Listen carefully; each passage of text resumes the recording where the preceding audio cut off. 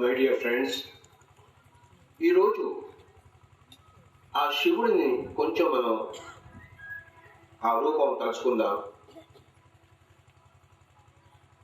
మనకి కొన్ని విషయాలు బయటపడతాయి. First of all, simple living. ఏదో ఒక వస్త్రం చుట్టుకుని, ఇల్లు లేదు, ప్రకృతిలోనే కొండల మధ్యలోనే జీవించడం అంటే సింప్లెస్ట్ పాసిబుల్ లైఫ్ ఈజ్ శివుడు. అది మనకు ఒక ఆదర్శం. సింపుల్ లివింగ్ కానీ హై థింకింగ్. అంటే నేను మూడొక్కలు సంపాదించుకోవాలి అని ఆయన ధ్యానంలో కూర్చున్నాడు.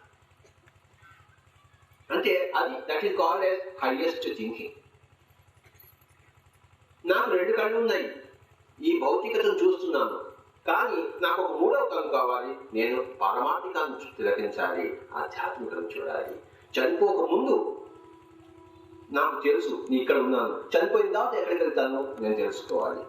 పుట్టిన తర్వాత నేను ఇక్కడ ఉన్నాను నాకు తెలుసు, కానీ పుట్టక ముందు నేను ఎక్కడ ఉన్నాను తెలుసుకోవాలి అన్నది ఆ జిజ్ఞాసతో ఎవరైతే కూర్చుని తమ జీవితాన్ని ఆ దిశకు నడిపిస్తారో వాళ్ళకి హైయెస్ట్ థింకింగ్ ఉంది అన్నమాట. నేను ఒక ఊరికి సర్పంచ్ కావాలనో, లేదా నేను చీఫ్ మినిస్టర్ కావాలనో, ప్రైమ్ మినిస్టర్ కావాలనో, జమీందార్ కావాలనో, ఊరికి ఒక కుబేరుగా నేను తయారు కావాలనో,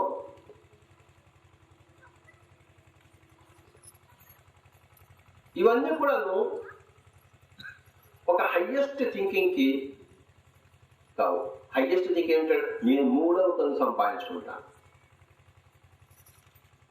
ప్రైమ్ మినిస్టర్, చీఫ్ మినిస్టర్, కుబేరుడు, జమీందారు వీరంతా కూడాను 2 కళ్ళ వాళ్ళే, కానీ నాకు మూడవ కన్ను కావాలి, అది నా జీవిత లక్ష్యం అనే కూర్చున్నాడు ఆ శివుడు.